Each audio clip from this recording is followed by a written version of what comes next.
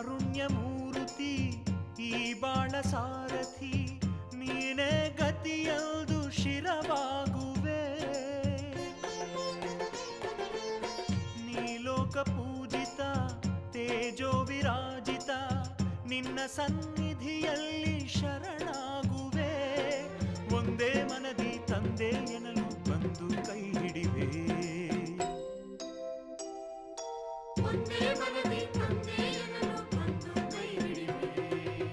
ಕ್ಷಮಿಸೋ ಸ್ವಾಮಿ ಅಪರಾಧವೆಲ್ಲವ ಸೂರ್ಯನ ಪುತ್ರನೇ ಶನಿ ಮಹಾದೇವ ಸೂರ್ಯನ ಪುತ್ರನೇ ಶನಿ